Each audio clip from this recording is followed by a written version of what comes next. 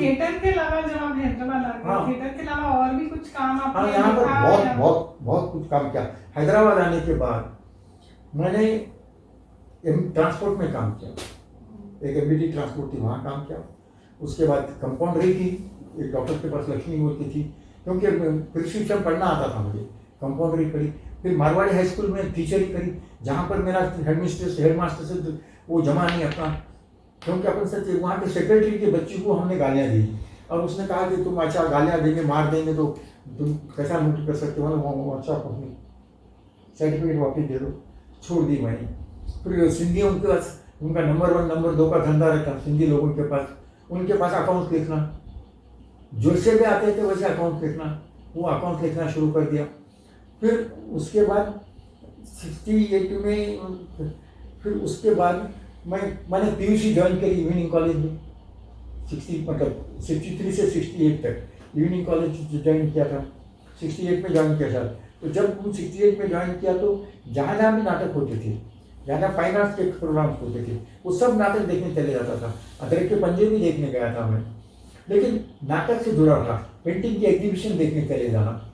लेकिन जो काम मेरा, आपका दुकान साफ करना है, ठीक है, बोलो कितने पैसे देते, 5 रुपये देते, 10 रुपये देते रोज के, बोलो कपड़े की दुकान में, कपड़े की दुकान में जाके उससे बोलता था साहब तुम्हारे 5 कपड़ों की दुकान था पटेल मार्केट में।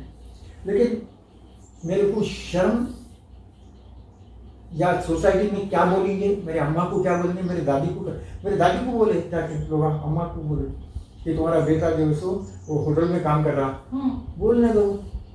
मैं ये क्यों बोला, खाने को दे रहे हैं क्या हम लोग अपने को, नहीं दे रहे ना, बोलने वाले बोलते रहते। तो घर से भी आपको मतलब कोई नहीं, तो मतलब कैसे- सुनता ही नहीं था मैं। हो मेरे को इतना समाज में इतना इंसल्ट 67 में, शायद 66 के अंदर इतना इंसल्ट फील हुआ था कि बहुत ही अपमान, सोसाइटी जितने लोगों ने अपमान किया था मेरा। फिर मेरे को मेकोट्रॉनिक्स में जॉब मिला, मेकोट्रॉनिक्स कंपनी में जॉब मिला कैशियर का, वहाँ कर रहा था मैं जॉब। तो 67 में मेरी शादी हो गई। इनको बताया था कि मैं जॉब, मेरी बीवी को बताया था, उसके हस्बैंड वाली साहब को, मैं जॉब एक जगह नौकरी नहीं करता, मैं आज मेकोट्रॉनिक्स में हूँ, कल कहाँ रहता पता नहीं, मेरा घर है, मेरी माँ है, मेरी दादी को पेंशन आती है, मेरा खुद का घर है, घर का किराया कुछ आ रहा है थोड़ा सा, ये सब बताया गया डिटेल। और तुम्हारी लड़की को अगर शादी करना है तो ये भी बोलो, वो टीचर है, वो मेरे को मालूम है। ये सब बताने के बाद मैंने शादी की, मैंने छुपाया नहीं, कुछ भी चीज़ नहीं छुपाई, मैं नाटक करते रहता हूँ। ये बात इनको बताई थी पहले, और बता के शादी की थी 67 में शायद, यस। तो मेकोट्रॉनिक्स में कंपनी में जॉब मिला था मेरे को। तो ये जॉब कुछ मेरा ख्याल 160 रुपीज़ थी सैलरी जॉब। लेकिन इसके बाद अब यहाँ से सही शुरू हो गया मेरा। जब 67 में गया मैं तो 70 में मेरा ग्रेजुएशन हो गया, लेकिन इतना हुआ कि मेकोट्रॉनिक्स में मेरे को टाइम 6 o'clock छोड़ देते थे। उसके बीच में 63 से 70 तक जो भी कुछ हुआ, वो नाटक देखने जाता था एग्जीबिशन ग्राउंड के ऊपर। एग्जीबिशन में ये बाला प्रसाद बोल के थे एक, वो सब अलग अलग आवाज़ निकालते थे, वो बहुत से लोगों की आवाज़ एडवर्टाइजमेंट करते थे। तो नुमाइश में भी ड्रामे देखने जाता था मैं। एक हाफिज़ बोल के थे, फाइन आर्ट्स अकेडमी थे, उनका घर का मेरे घर के पास ही था, उनके साथ नकल करने देखने जाता था।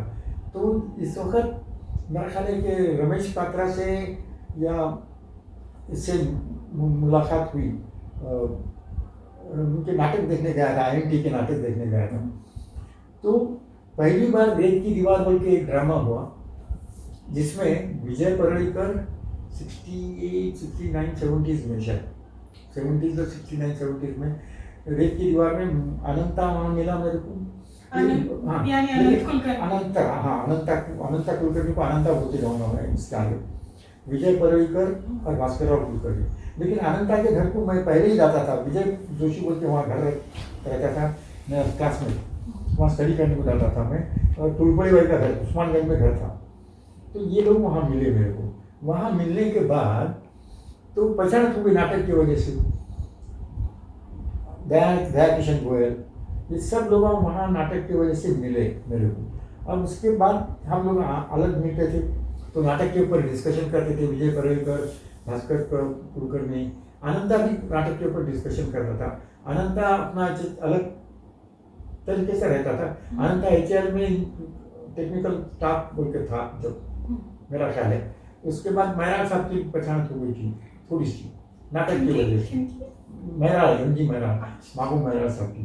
तो वहाँ से हम जब निकले बाहर तो हमको पता लगा कि 71 में एक ग्रुप, एक किसी ने कहा कि तुम एक नाटक ग्रुप बनाओ और एक नाटक शुरू करो। तो उन्होंने एक नाटक कृष्णदत्त ने हिंदी में ट्रांसलेट करा था, एक नारी चार ब्रह्मचारी बोल के। वो नाटक की शुरुआत किसी एक दूसरे ऑर्गेनाइजेशन ने करी थी, लेकिन वो उसमें 4 ही लोग थे, ये हम लोग थे 4-5, तो उन्होंने कैंसिल कर दिया। तो अब वो नाटक तो करना है अपने। तो यहाँ से रंगधारा की शुरुआत हुई, समझ में आया। तो हम 4 लोग मिले और हमने ये डिसाइड किया कि ये नाटक तो करना ही है, तो लेकिन उनके बैनर पे नहीं, तो नया ग्रुप बनाना है, नया बैनर देना है। और लेकिन रंगधारा ये नया संस्था, नया ग्रुप बनाना है अपने को। तो मैं, अनंता, विजय भास्कर कुलकर्णी, विजय पर्लिकर, ये 4 फाउंडेशन, 4 रंग अलग अलग मिल गए और ये रंगधारा की शुरुआत हुई।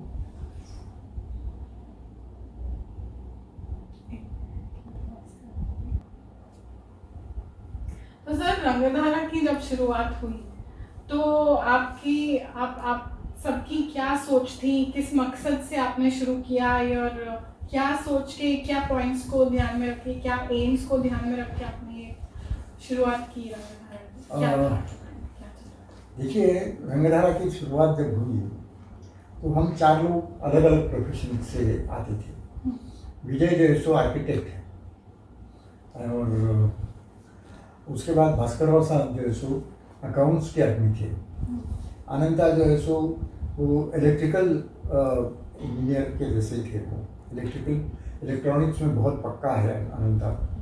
और मैं जो है सो थोड़ा सा मतलब jack of all master of none जिसे कहेंगे वो था, क्योंकि म्यूजिक थोड़ा सा जानता था, पेंटिंग थोड़ी सी जानता था, और गाना थोड़ा सा जानता था। उसके बाद नाटक और बचपन से ही देखता था, गाने वगैरह, तमाशा वगैरह, सब नकल करना वगैरह। तो ये 4 लोग हम मिले थे। तो हमने ये सोचा था कि भाई जब हम यंग हैं तो कोई चीज़ नई होनी चाहिए, यानी पुराने नाटक तो करना ही है हमको। जो हमारे ड्राइंग रूम के जो नाटक होते हैं, या ड्राइंग रूम के अंदर की जो बातें होते हैं, या सेट के अंदर की जो बातें होती हैं, वो नाटक तो करना ही है हमको, संस्था चलाना है तो, क्योंकि ऑडियंस का जो टेस्ट रहता ना। लेकिन हमको कोशिश ये करनी चाहिए कि हम कुछ नया कर सकते हैं क्या। पहली बात तो ये थी कि हमारे पास कि हमने ये सोचा कि अगर हैदराबाद के अंदर अगर हमको नाट्य मूवमेंट अगर चलाना है, नाटक की अगर मूवमेंट चलाना है अच्छी, तो हमको एक भाषा से जुड़ के नहीं रहना पड़ेगा। सिर्फ मराठी में, या सिर्फ हिंदी में, या सिर्फ उर्दू में, या सिर्फ तेलुगु में, या सिर्फ कन्नड़ा में ही नाटक नहीं करना होगा। हमको हर भाषा में नाटक करने का प्रयत्न करना पड़ेगा, ताकि हर भाषा की ऑडियंस हमारी तरफ आएगी। और संस्था एक भाषा से जुड़ी हुई रह जाएगी तो उसके लिमिटेशंस रह जाएंगे और संस्था की ग्रोथ नहीं होगी, संस्था बढ़ेगी नहीं। क्योंकि एक भाषा के नाटक आप करेंगे कितने, और साल में से 1 या 2 करेंगे आप, ज़्यादा से ज़्यादा। अच्छा, स्पॉन्सर आपको मिलेंगे या टिकट बिकेंगे या नहीं बिकेंगे, क्योंकि हमने तो ये डिसाइड किया था पहले दिन हमने ये डिसाइड किया पहली बार, और पहला सवाल ये था हम लोगों का कि हम किसी के घर जाकर टिकट नहीं बेचेंगे, किसी के घर जाकर टिकट नहीं बेचेंगे, टिकट लगाएंगे, पब्लिसिटी ज़रूर करेंगे हम लोग, और उसके रेट्स भी लगाएंगे, तरीके से पब्लिसिटी करेंगे, कमर्शियल तरीके से करेंगे, यानी व्यावसायिक तरीके से करेंगे, लेकिन करेंगे जरूर। और हो सके उतना एक्टर्स को भी, यानी अमेचर एक्टर्स भी रहे तो मानधन यानी रॉयल्टी वगैरह तो कुछ नहीं देंगे, लेकिन अगर हमको पैसा मिला, अगर हमको कुछ बच गया तो संस्था के लिए थोड़ा सा पैसा बचाकर अगर कन्वेंस अगर हो सका तो आर्टिस्ट को देंगे। लेकिन किसी आर्टिस्ट को ये नहीं बोलेंगे कि हम तुम इतने टिकट ले जाके बेचो, नहीं। आर्टिस्ट अगर लेके जाना चाहता है कलाकार तो वो ले जाए अपने भरोसे, अपने दिल से। अगर वो टिकट बेचना चाहता है तो बेचे, लेकिन हम उसको बोलेंगे नहीं कि तुम टिकट लेके जाओ, संस्था नहीं बोली। हमने ये डिसाइड किया था पहले, क्योंकि किसी आर्टिस्ट की पहचान रहती है नहीं रहती है, ज़बरदस्ती करना अच्छा नहीं है। अच्छा, उससे दो चीज़ें हो जाती हैं कि लोग आपको चाहते हैं या नहीं चाहते हैं, ये भी समझ में आता है। ये हमारी पॉलिसी है, और ये पॉलिसी थी हमारी हमेशा, और अभी भी है, क्योंकि हमारी संस्था के नाटक लोगों को कितने पसंद है, कितना संस्था के प्रोडक्शन के बारे में रिस्पेक्ट है, कितने लोग चाहते हैं, हमको ये पता चल जाता है ना। हम जबरदस्ती जाके घर, क्योंकि हमारे उसका पीछे का एक ही था कि कभी कभी अपनी सूरत को देख के लोग टिकट लेते, और तुम्हें आला होता है, आप आए थे इसलिए हमने टिकट खरीदा है। नको भाई, आपने हमको इन्विटेशन दिया है इसलिए आगा, मुझे दूसरा काम था लेकिन आपने मुझे बुलाया है इसलिए मैं आया हूँ। अरे उसको नाटक में कोई इंटरेस्ट नहीं है, क्यों बुलाया उसको, ज़बरदस्ती करना अच्छा नहीं ना। वो तो ऑडियंस नहीं है हमारी, प्रेक्षक नहीं है वो हमारे के लिए आया है, इंडिविजुअल आदमी के लिए आया है वो हमने पहले डिस्कार्ड कर दिया था। दूसरी बात, यहाँ पर हम पर्सनल चीज़ें बातें नहीं करेंगे संस्था में।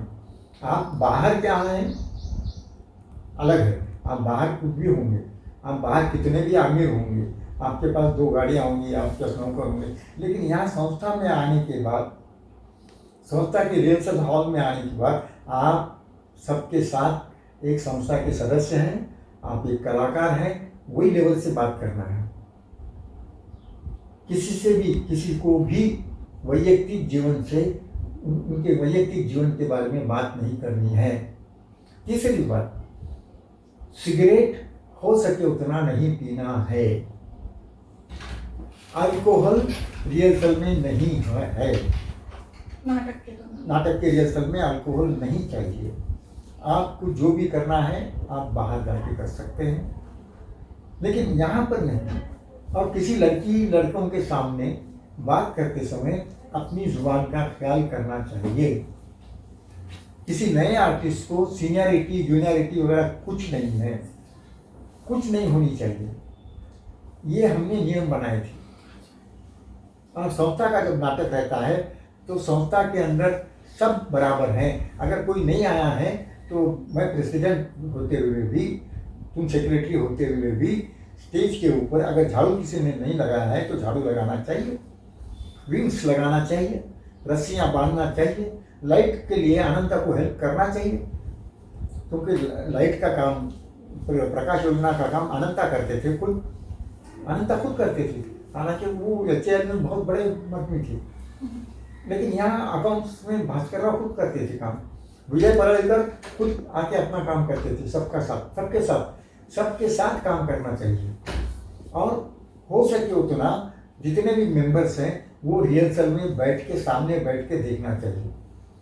जितने भी कलाकार रहेंगे रिहर्सल में उनका पार्ट नहीं भी रहा तो भी बैठ के देखना चाहिए, ताकि वो उनको अपना लगना चाहिए, अपना लगना चाहिए। ये अपना शो है, हमारा शो है, मेरा नहीं, हमारा है। जब ये हमारा हो जाएगा ना तो प्रोडक्शन अच्छा होगा। मैं नहीं, ये हम सब है, हम सब। ये भावना रंगधारा ने रखी है। तो ये फर्स्ट प्रोडक्शन कौन सा रहा रंगधारा का? कौन कौन जुड़े आपके साथ उसके बारे में? देखिए, फर्स्ट प्रोडक्शन हमारा रहा एक नारी 4 ब्रह्मचारी, जिसमें मुझे याद है नामन अभी तक तो, जिनको कहा जाएगा, जितना याद है, माफ़ी चाहता हूँ अगर मैं किसी का नाम भूल जाऊँ तो। उसमें मैं था, भास्कर शिवाड़कर, भास्करराव कुलकर्णी, विजय परळीकर, अनंत कुलकर्णी, पटवारी साहब बोल के थे, वकील साहब थे, पटवारी वकील जज लॉयर। ओके। उसके नातू प्रफुल्लता नातू, वो ऑल इंडिया रेडियो में प्रोड्यूसर थी। उनकी बेटी थी, उनकी बेटी का नाम याद नहीं आ रहा मुझे अभी, और प्रशांत सावळे बोल के था, और मेरा ख्याल है अशोक परळीकर थे शायद, याद नहीं है मुझे। ये सब लोग थे। और इसका डायरेक्शन मनोहर चिन्नापट्टम उनके जो डायरेक्टर साहब थे, हैदराबाद के माने में ही डायरेक्टर थे। उनसे आवाज़ का थ्रो कैसा होता है ना, वो सीखा है मैंने, through how to do the modulation. उनसे वो मुझे लेसन मिला है इनडायरेक्टली। तो मैं देखता था कि उनके मॉड्यूलेशन में क्या खास बात थी। उनकी आवाज़ बहुत ही अच्छी थी। उसका पहला प्रयोग किया हमने सर SD हॉल में, और उसके टिकट लगाए थे, सोफा के टिकट इतना इसके, और पॉम्पलेट्स छापे थे। उसमें लिखा हुआ था, अगर आप नहीं हंसेंगे तो आपके टिकट के पैसे वापस मिलेंगे। अभी भी लीफलेट है हमारे पास। अरे इस तरीके की हमने एडवर्टाइजमेंट की थी, और टिकट अच्छे बिके थे। टिकट अच्छे बिके थे, हमको नुकसान नहीं हुआ उस टाइम में। पब्लिसिटी कैसे करते थे? हाँ, पब्लिसिटी हम लोग कुछ जगह ये लगाते थे, बोर्ड्स लगाते थे बड़े बड़े, 1 नारी 4 ब्रह्मचारी, तुम्हें अगर आप नहीं हंसेंगे तो आपके पैसे, टिकट के पैसे वापस मिलेंगे। ऐसी एडवर्टाइजमेंट रहती थी। फिर प्रशांत सावळे, नातू बड़ी, अच्छा ये नाम पूरे रहते थे, मनोहर चिन्नापट्टम डायरेक्टर, ये सब रहते थे नाम पूरे। अच्छा, अनंत कुलकर्णी जो अनंत हमारा, वो लाइफ भी देता था और कैरेक्टर भी करता था वो। और सेट के लिए किसी के घर से सोफा मंग के लाए थे सब, क्योंकि इतना पैसा तो खर्चा नहीं करे थे। सरोजिनी देवी हॉल में हुआ था, अच्छा शो हुआ था। और ये खास बात थी ये शो की, पहला शो नांदेड़ में हुआ। तो सर, आपने बताया कि एनिमल हस्बेंड्री का कोर्स आपने करा और फिर महाराष्ट्र गए। ये एनिमल हस्बेंड्री का कोर्स करने के बाद फिर जब आपने जॉब किया, और वहाँ से ये दिशा थिएटर की तरफ, परफॉर्मेंस की तरफ, स्टेज की तरफ कैसे आई, इसके बारे में कुछ बताएंगे? इस यात्रा के बारे में कुछ? देखिए, मैंने एनिमल हस्बेंड्री का कोर्स करने के बाद यहाँ से मैंने एप्लीकेशन भेजा था, और मेरी अपॉइंटमेंट जो है सो बीड डिस्ट्रिक्ट में कड़म बोल के एक गाँव है, वहाँ पर हुई। वहाँ पर ये फर्स्ट स्टेज एनिमल हस्बेंड्री का था। लेकिन महाराष्ट्र में यह खास बात है कि आपको गांव-गांव में थिएटर दिखेगा। मतलब थिएटर का मतलब है तमाशा दिखेगा आपको, नकल में करने वाले लोग मिलेंगे आपको, कीर्तन दिखेगा, कीर्तन रहेगा, भजन रहेगा वहाँ पर। तो मेरा शौक तो पूरा हो जाता था, क्योंकि मैं तमाशा देखने जाता था वहाँ पर गाँव में। तमाशा देखना खैर ठीक है, एक सरकारी नौकर होने की वजह से, और वो भी मुझे वो लोग, हालांकि कंपाउंडर का कोर्स मैंने कंप्लीट किया था, स्टॉकमैन का कोर्स कंप्लीट किया था, लेकिन गांव में जो कंपाउंडर बोलते, क्योंकि मैं दवाखाने का इंचार्ज था, तो लोग मुझे डॉक्टर साहब, धनावरम का डॉक्टर बोलते थे, धनावराची डॉक्टर मराठी। तो डॉक्टर साहब बोल के बोलते थे। और वो तमाशे के अंदर जब डॉक्टर साहब आ रहे तमाशा देखने के लिए, तो उनके लिए जगह भी अलग रहती थी, तो सीट भी अलग मिल जाता था। सामने के शतरंज पे मैं बैठता था, और तमाशा में पूरा तमाशा दिखता था। तो तमाशा देखने से मेरे को उसमें से एक बात मिलती थी, तमाशा में एक कैरेक्टर रहता था सोमा डायवर के, नकलची, वो वहाँ पे तो थोड़ी सी ख्वाहिश पूरी हो जाती थी। तो बाद में नकल करने का तो अपनी आदत थी। तो मैंने हल्लू कड़म में, उसी गांव में कड़म में, तो मैंने अपना एक छोटा सा बच्चों के साथ ग्रुप बनाया। हालांकि मुझे चिल्ड्रन थिएटर क्या है ये पता नहीं था जब, यानी चिल्ड्रन थिएटर वगैरह ये सब टर्म्स जब मैं कॉलेज ज्वाइन किया मैंने, निजाम कॉलेज, तो जब मुझे पता चला कि चिल्ड्रन थिएटर होता है। हालांकि शादी मंडे पे जब ललित कला निकेतन में मैं काम करता था, तो बच्चे भी हम लोग ड्रामे में काम करते थे। हम बहुत से बच्चे थे जो चिल्ड्रन थिएटर करते थे। मतलब बहुत से मेले में मराठी में चिल्ड्रन थिएटर होता है, तो वहाँ पर भी चिल्ड्रन थिएटर मैंने करना शुरू कर दिया। गणेश के वक्त कुछ ना कुछ ड्रामे बिठाना, नकल बिठाना, वहाँ पर भी शुरू कर दिया। तो मैं थिएटर से जुड़ा रहा। कड़म से फिर मैं आगे और दूसरे गाँव चले गया, तो वहाँ पर भी मैंने तमाशा देखना लेकिन तमाशा देखना छोड़ा नहीं। तमाशा देखता था। कीर्तन जब होता था एकादशी को तो कीर्तन में जाके बैठता था। कीर्तन में जाके बैठने के बाद अच्छा हारमोनियम बजाना नहीं आता था बराबर, तो मैं बोलता था देखो मुझे हारमोनियम बजाना है, तो बजाना है तो बिल्कुल बजाना है। तो बोलते थे साहेब तुम्ही कुठे शिकलात का हारमोनियम? मैंने मला वाजता की पेटी। अब अच्छा मैं गलती से कभी बेसुरा भी बजाया ना तो वो लोग खामोश रहते थे। फिर बोलता था बाजू वाला एखादा, अरे साहेब तुम्ही बेसुरा होता था, अरे असं बच्चे बोलते थे? हाँ मराठी में बोलते थे, हल्लू से बोलता था। तो वो हारमोनियम भी वहाँ बजाना सीख गया, लेकिन प्रैक्टिस करते करते मैं हारमोनियम भी सुर में बजाने लगा। मतलब कीर्तन करने वाले या भजन करने वालों का साथ देने लगा हारमोनियम पे। फिर उसमें कीर्तन करने की जो मजा रहती थी ना, क्योंकि कीर्तन का 150 एक ही आदमी रहता है, वो 3-4 कैरेक्टर्स करता था। तो वहाँ पर भी मेरा नाटक का शौक पूरा होने लगा।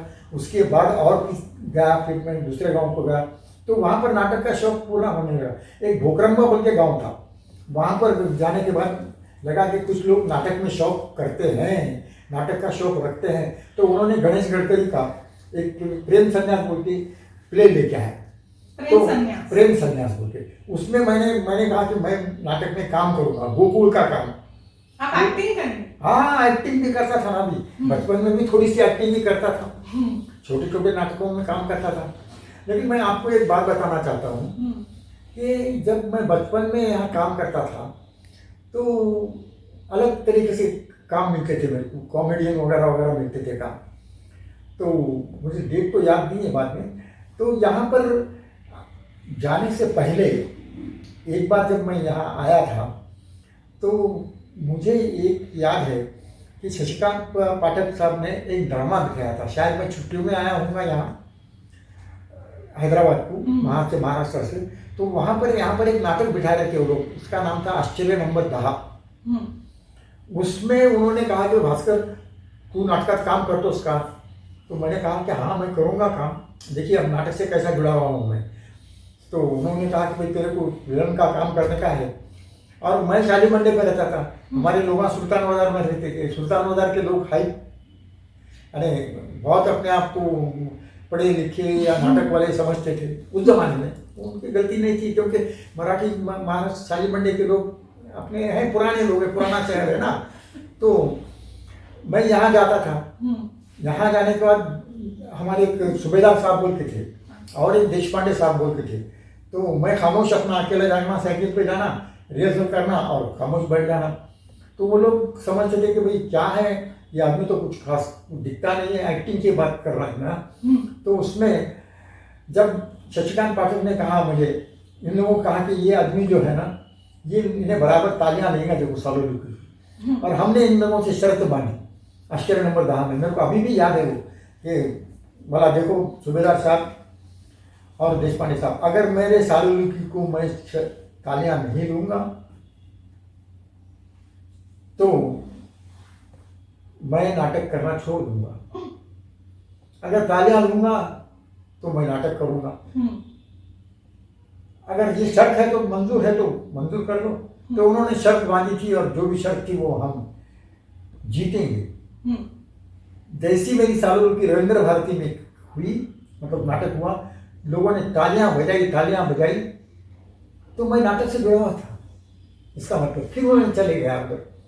वहां जाने के बाद प्रेम संन्यास में आप एक्टिंग भी कर रहे नहीं, थे? प्रेम संन्यास में की बात तो बाद में करूँगा मैं। प्रेम संन्यास में की याद आया मेरे को अभी हैदराबाद का, तो नाटक से कैसे जुड़ा हुआ था। तो बीच में जब मैं हैदराबाद आया था, जब की बात करूँगा मैं, फिर प्रेम संन्यास में वहाँ गोकुल का काम करने लगा। अच्छा नाटक में देखिए आइडिया कैसे आती है।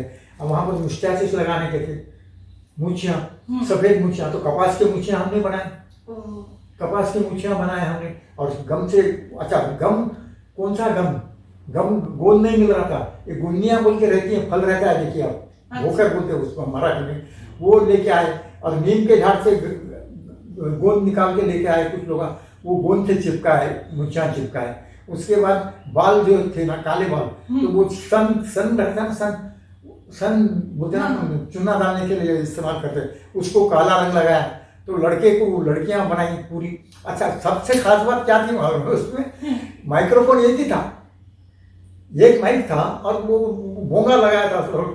तो जो कैरेक्टर मैंने डायरेक्ट किया था जो कैरेक्टर अपना डायलॉग बोला है ना, वो दूसरे कैरेक्टर के हाथ में वो माइक देता था। दूसरे उन अपने डायलॉग बोलने के बाद तीसरे ऐसा, और गांव के लोग एंजॉय कर रहे थे। अच्छा, पर्दा उर्दा कुछ नहीं था, सामने एक पर्दा लगा दिया था, पीछे कुछ सेट वगैरह कुछ भी नहीं था। अच्छा, गाना गा रही है हीरोइन, तो दूसरा जो छोटा लड़का उन्हें माइक लेके आकर उसको मुंह के सामने रखता था। अरे उस ढंग से भी नाटक किया, लेकिन नाटक की इच्छा जो थी ना वो पूरी थी। अच्छा। अरे प्रेम संन्यास का ऐसा नाटक किया गया। फिर उसके बाद मैं नागपुर गया। नागपुर में आर्टिफिशियल इंसेमिनेशन सेंटर के ऊपर ट्रेनिंग को था नाटक में, नागपुर में। तो वहाँ धर्मटे नागपुर नहीं वेटरनरी एनिमल हस्बेंड्री की तरफ से मुझे स्पेशल ट्रेनिंग पे भेजा गया। मैं 1963 तक महाराष्ट्र में था। अच्छा। अलग अलग जगह पे गया और अलग अलग जगह पे मैंने नाटक किए भी हैं। उस टाइम पर आर्टिफिशियल इंसेमिनेशन सेंटर था। हाँ, आर्टिफिशियल इंसेमिनेशन सेंटर था, ट्रेनिंग थी एनिमल हस्बेंड्री में। क्योंकि वो आर्टिफिशियल इंसेमिनेशन सेंटर से मैं सेंटर के ऊपर इंचार्ज भी बोलते था। फिर तो पुणे में पोल्ट्री फार्म पे भी गया था मैं ट्रेनिंग के लिए। तो जहाँ भी गया वहाँ नाटक वालों से दोस्ती कर लेता था, चाहे वो मुझे बैक स्टेज में बुलाओ, चाहे मुझे स्टेज पे बुलाओ, चाहे मुझे कर्टन खींचने के लिए भी बुलाया, तो मैं नाटक देखता था जाके। अच्छा। नाटक देखना बहुत जरूरी था। अब धर्मटे रंग मंदिर में गया मैं, वहाँ देशपांडे हॉल भी बहुत बड़ा हॉल है नागपुर में, देखने का जिसका हॉल है नागपुर में, देशपांडे हॉल भी है। तो वहाँ पर भी देखा, वहाँ के ग्रुप से मिला। अच्छा, वहाँ पर मैंने एक हिंदी कंपनी थी, फर्टिलाइजर कुछ नाम था, फिरोज, फिर उसका कंपनी का नाम नहीं याद आ रहा। तो वहाँ पर उन लोगों ने धक तेरी की ऐसा एक नाटक किया था, उसमें मैंने काम किया उन लोगों के साथ। लेकिन काम छोटा है या बड़ा है ये नहीं सोचता था मैं, काम मिलता है या नहीं यही देखता था मैं। और वहाँ पर बहुत कुछ सीखने को मिला मुझे, वहाँ पर बहुत कुछ सीखने को मिला। मेकअप सीखने को मिला मुझे, मेकअप करने को मिला मुझे, मेकअप सीखा मैं वहाँ पर, मेकअप बेस लगाने को सीखा मैंने, फाउंडेशन लगाने को सीखा मैंने। लेकिन मेरे को शर्म नहीं आती थी कि ये कैसा करूँगा, क्योंकि 6 बजने के बाद मैं पागल हो जाता था। नाटक यहाँ तो नाटक सुनने जाता था, देखने आता था, गाना रहा तो गाना सुनने जाता था। इस तरीके से 63 तक मैं अम्बे जो गया, जो मेरा ननियाल है। अच्छा। ननियाल है, मेरी माँ का घर वहाँ था। वहाँ पर भी ग्रुप थे कुछ, वो ग्रुप के साथ भी काम करता था मैं। लेकिन छोटे मोटे नाटक, नाट्य छटा बोले तो वन मैन शो, मोनोलॉग्स, वो कर लेता था। लेकिन लोगों को हंसाना ये मेरा, मैं समझता था कि वो भी जमता है या नहीं जमता। मुझे बिल्कुल, लोग अगर खराब हुआ बोले तो बात सुन लेता था, खराब हुआ तो खराब हुआ बोलते थे, अच्छा हुआ तो अच्छा हुआ बोलते थे। लेकिन नाटक करता था। तो मैंने महाराष्ट्र के अंदर 63 तक था। अच्छा, नाटक क्यों महाराष्ट्र क्यों छोड़ा ये सबसे बड़ी बात है। लेकिन एक बात थी कि मैं कभी भी स्वाभिमानी था, सेल्फ रिस्पेक्ट बहुत ज़रूरी था। हालांकि मैं गवर्नमेंट सर्विस में था, तो वहाँ पर कैसा होता था, मैं ब्लॉक डेवलपमेंट कमेटी में था। ब्लॉक डेवलपमेंट के अंदर क्या होता था कि वीडियो आ रहा तो उसकी हंगी हंगी करो, उसके सामने सामने जाओ, उसको सलाम मारो, उसका खाने का इंतज़ाम करो, तो उसका रहने का इंतज़ाम करो। खेड़े में जब उन्हें आता था तो उसके लिए मुर्गी बनाओ, ये बनाओ, वो बनाओ, वो मेरे से नहीं होता था। इसलिए मेरे बहुत अड़ेल बोलते थे, बहुत नखरेला आदमी बोलते थे, बहुत क्रैक है बोल के बोलते थे, कभी मैं इंतज़ाम नहीं करता था। अब वो बीडीसी मीटिंग में, ब्लॉक डेवलपमेंट कमेटी की मीटिंग में चेयरमैन जो थे, उन्होंने कहा कि तुम्हारे सेंटर के बारे में तुम रिपोर्ट दो। मैंने मेरे सेंटर के बारे में जो चीज़ें मेरे को सप्लाई नहीं हुए थे उसके बारे में रिपोर्ट दो बोल के बोला हूँ। बोला मैं कहाँ से दूंगा तुमको, मैं रिपोर्ट, मेरे माल सप्लाई नहीं हुआ, मेरे पास एंट्री नहीं हुई है, और तुम बोलते थे तुम रिपोर्ट दो। मैंने कहा कि मैं नहीं दूंगा रिपोर्ट के, मैं झूठा रिपोर्ट लिखता ही नहीं, मैं झूठा रिपोर्ट लिखता ही नहीं। मेरे पे तुमको क्या करना है बोले उस पर, मतलब मैं, मेरे को क्या करना है, मैं साइन कर रहा हूँ ना, मैं दस्तखत कर रहा हूँ कि माल मिला बोल के। तो बोले नहीं, बोले बीडीसी मीटिंग में आपने आपको क्या समझ रहे हैं। अब मेरा दिमाग जरा खराब होगा, मैं बहुत गर्म दिमाग का आदमी हूँ। मैंने कहा कि भाई नहीं, मेरे से ये नहीं होगा। ये 63 की बात है, रामचंद्र पाटिल बोलते था, तो मेरे नन्याल थे। बोले तुम अपने आप को क्या समझ, तुम हमारे नौकर हो। मैं थोड़ा सा गर्म हो गया। मैंने कहा देख पाटिल, अब आरे तो रिप्लाई, मैंने कहा देख पाटिल, तेरे को मेरे लोगों ने वोट दिए हैं इसलिए तू चेयरमैन बैठा है यहाँ। अगर मेरे लोग तेरे को वोट नहीं देते ना, तू चेयरमैन नहीं बनता था आज। तू तेरे को चेयरमैन बनाया है ना, तू क्या कर लेता कर ले, मेरे को तेरे को क्या करता दिखता क्या। मैंने पैर की चप्पल निकाली और टेबल पे मारी, उसके टेबल पे मैंने कहा देख, मैं अभी हैदराबाद चले जा रहा हूँ, दवाखाना बंद करके जा रहा हूँ, और मैं गांव गया भोगरम्बा। भोगरम्बा जाके मैंने वो कुंजी दवाखाने को लॉक किया, सरपंच को बुलाया, उसके सामने सील किया दवाखाना। बोला सरपंच, मैं हैदराबाद जा रहा हूँ, ये कुंजी ले लेना, जब वीडियो से ब्लॉक डेवलपमेंट ऑफिसर आएंगे। तो मेरा ख्याल जब अपने बिंदु साहब जो थे ना, बिंदु साहब के भाई, मेरा ख्याल वीडियो थे शायद, उनका नाम मैं भूल गया, तो उन्होंने समझाया मेरे को। बोले, मैं बोला मैं रहता नहीं यहाँ पर, मैं झूठी रिपोर्ट देता नहीं, मैं झूठा काम करता नहीं, मैं चले जा रहा हूँ। तो मैं 63 में वापस हैदराबाद को आ गया। यानी मालिक कैसा काम करता है, देता है। और वही बच्चा है ये घर में किराए से था, मतलब वो बच्चे को पाल लिए थे उन्होंने, उसको चोरी का इल्जाम लगा के उसको हटा दिए थे घर से। तो उसने पहले एक नज़म लिखी थी, 4 कविता, वो घर के सामने जाके हम दोनों भी बोले थे कि बोलो बोलो हमारा गुनाह क्या है, हम गरीब हैं इसलिए हमको हकार दिया तुमने, ऐसे कुछ लिखा था उसने। और पहली आवाज़ मैंने दी थी उसको, पहला आवाज़। तो मेरे दिमाग में अभी भी वही है।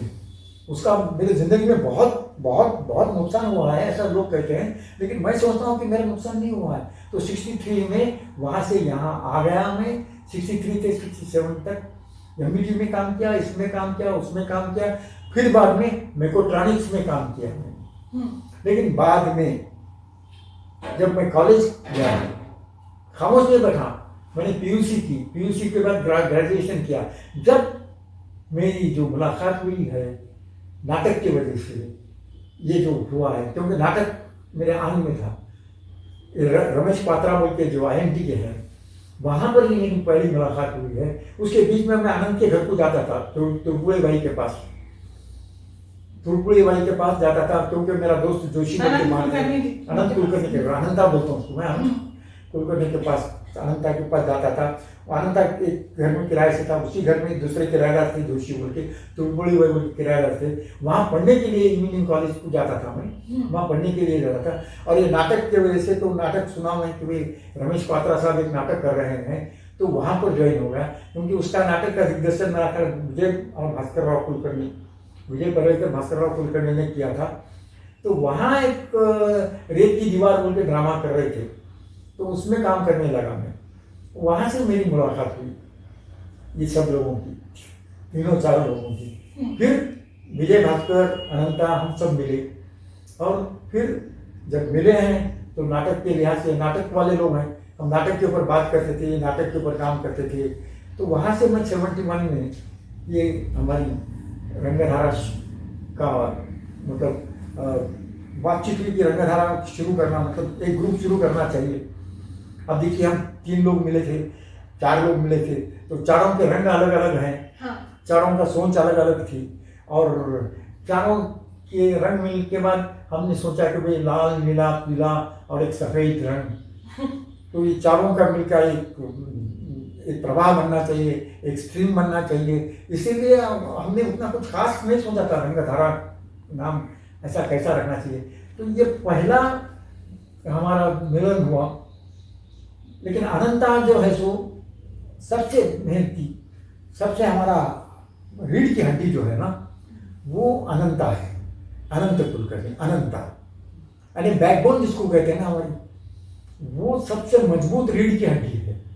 अब हम लोग मिलते थे, नाटक की वजह से मिलते थे। रमेश पात्रा के साथ हमने काम किया, रेत की दीवार में अनंता ने भी काम किया है, भास्कर राव कुलकर्णी ने भी काम किया है, विजय परेकर ने भी काम किया है। फिर उसके बाद क्या हुआ कि एक ग्रुप ने हमको, उनका नाम मैं भूल गया, उन्होंने हमको एक प्ले करने के लिए दिया था। फिर वो लोग पीछे हट गए। वो लोग पीछे हटने के बाद अब तो प्ले तो करना ही है, किसी भी हालत में, किसी भी हालत में प्ले करना है। तो फिर रंगधारा एक ग्रुप फॉर्म किया गया हमने, और उसका नाम करने के बाद एक नारी चार ब्रह्मचारी मराठी का प्ले है, उसका नाम तो याद नहीं आ रहा मुझे। तो वो प्ले को ट्रांसलेट किया है, एक नारी चार ब्रह्मचारी बोल के। उसका डायरेक्शन मनोहर चिन्नापट्टम ने किया था, और उसमें मैं, भास्कर राव कुलकर्णी और विजय परेकर और अनंता भी था, और बाकी के सब लोग 4 लोग तो मेरे को याद नहीं आ रहा अभी पूरे, लेकिन वो ग्रुप स्टार्ट हुआ।